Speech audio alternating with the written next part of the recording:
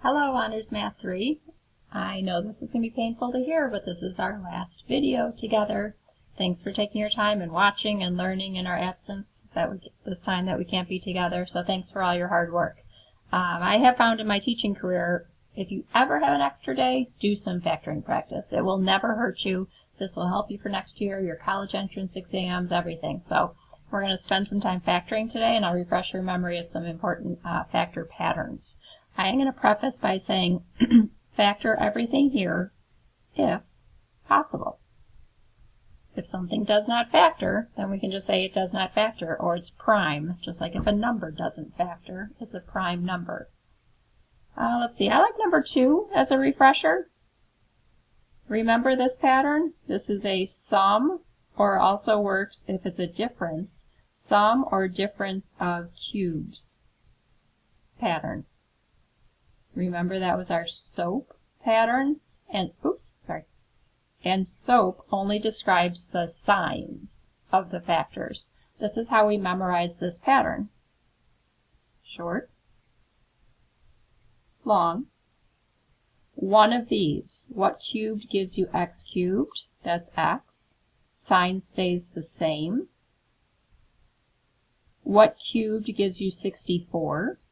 That's 4. Now to get this trinomial over here, I use my binomial, so I take the first, square the first, multiply them together, and change the sign, that's the opposite, and then square the last term in that little binomial. 4 squared, which is positive 16. Oh, and always positive. Same sign, opposite sign from the original, and that last term of course is always positive because it's something squared.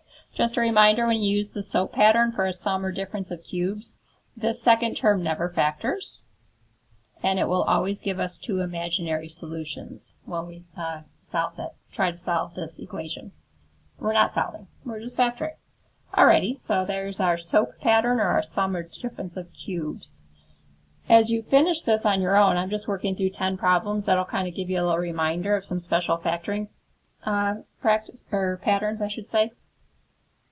When you're working through on your own, always look for a greatest common factor. Notice you can take out a GCF first here when we look at number 3, so take out that GCF.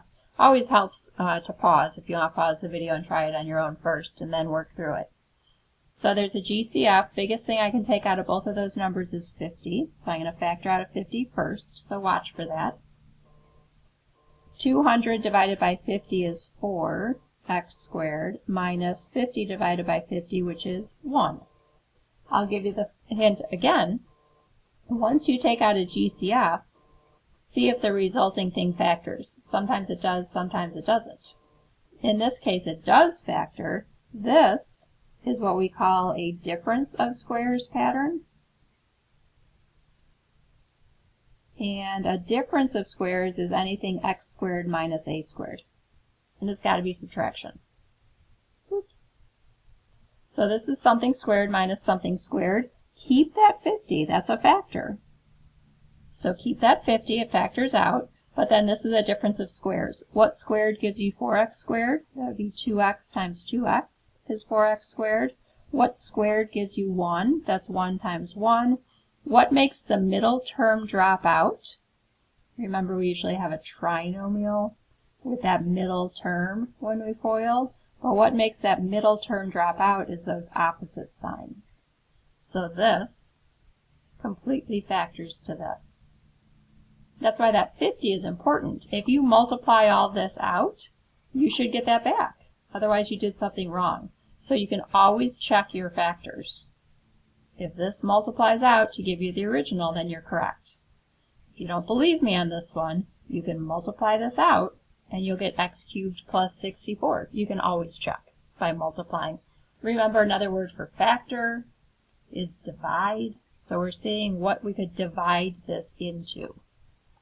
Alrighty, I'm going to move to number 10. I'm just doing a select few to give us a review of some factoring patterns. When I look at number 10, I watch for this pattern. This is something squared. This is something squared. So I think that this is a perfect square trinomial. So I'm going to try to factor it as a perfect square. What does that mean? What squared gives me 4x squared? That's 2x times 2x. What squared gives me 25? That's 5 times 5. Careful of the signs. Remember, if the sign at the end is positive, then my two factors must have the same sign. If that sign was negative, my two numbers at the end would have to have opposite signs. So this tells me these have to have the same sign, but add to a negative tells me they both must be negative. FOIL that out, make sure that it works, but it does. I would rewrite this as 2x minus 5 squared to drive home that perfect square trinomial. Alrighty. Another good review is number 12. You have plenty of practice of this on this homework, and it's good practice, so take your time on your homework, all right? We'll work through some together, but take your time and really relearn this factoring. It's important. Let's see, you remember it's a more difficult factoring, like this is easy factoring. This one, two numbers that multiply, the signs have to be opposite, same two numbers that add, so two numbers that multiply, same two numbers that add, signs are opposite, bigger number is positive. That's easy factoring. You also remember that this is more challenging factoring because of that coefficient of a 3. So I'm going to review what we call the AC method. If you're a good guess and checker, just start to factor that thing. If you need a method, I like the AC method. AX squared plus BX plus C is a typical trinomial. So A times C means multiply 3 times negative 20, which is negative 60. And B is that middle coefficient, which is negative 11. Okay, this is a cool trick, and I'll take my time and go through it. Look for two numbers that multiply together to give you 60, negative 60, but combine to give you negative 11. 20 times 3 is 60. Can you add or subtract 20 and 3 and get 11? Nope, doesn't work. 15 times 4 is 60. Can you add or subtract 15 and 4 and get an 11? Yep. This sign tells me that these signs have to be opposite. This sign tells me that the larger number has to be negative. And those do combine to be a negative 11. Our work's not done. Now I'm going to separate this middle term into these two numbers. Okay, so I'm going to separate that middle term. I'm left with 3x squared minus 15x plus 4x minus 20. The cool thing is, even if you wrote this as 4 and negative 15 and separated them in the opposite order, it still works. Very cool. Alrighty, so now I'm going to factor by grouping. What can I factor out of these two? I'm going to factor out of 3x, and I'm left with an x minus 5. What can I factor out of these two? I'm grouping. Factor out of 4, and I'm left with x minus 5. Now I look at these two terms. What do these two terms have in common? They both have an x minus 5, so I'm going to factor that out. And I'm left with 3x plus 4. This is a good time to remind you, it doesn't matter the order that you write those factors, because you can multiply in any order. So some of you write this as x minus 5 times 3x plus 4. Some of you write this as 3x plus 4 times x minus 5. The order that you write your factors does not matter. When you FOIL, you'll get this back. You can always check. Alrighty, I'm moving to number 18. Look at number 18. How would you factor that? 18 is a factor by grouping. Go ahead and group that. Okay, I can take out an x squared, left with 2x minus 3. I can take out a 2, left with 2x minus 3. I can factor out that 2x minus 3, and I'm left with x squared plus 2. Alrighty, nice factor by grouping. Take a look at number 20. Think about how you might factor number 20. Sometimes we freak out with that x to the 4th power, but try to factor that. Okay, I can simply unfoil once again, because what times what gives you x to the 4th? That would be x squared times x squared. Two numbers that multiply, same two numbers that add. Tells me the signs have to be the same, tells me both are negative, and my two numbers are -3 and -1. I liked this one just as a reminder. Now you have to look. This thing factors nicely because that's a difference of squares. Because of that 3, this first one doesn't factor nicely, so I'm going to leave it as x squared minus 3. This factors as a difference of squares pattern. X, x, 1, 1. Switch the signs. So I liked that as a reminder. Make sure you factor completely. Let's turn the page. Again, lots of good practice on here, so take your time and become an efficient factorer. It will help you. Skip all the way to number 30. Pause the video and start to factor that. When I group, I take out a 10x squared from those first two terms. Careful on these second two terms. Notice you have to take out a -2 in order for this quantity to match. Then I'm left with an x minus 2. There's something I like about this. Continue. This is what I get after I take out that x minus 2. I just noticed that this has a common factor. These are two even numbers, so I'm going to factor out a 2. I'll still have this x minus 2. But when I factor out a 2, I'm left with 5x squared minus 1. I just like to write that coefficient out front. So again, just a reminder, make sure you factor completely. I'm moving to number 37. I'm just picking a little sampling here. You'll fill in the gaps.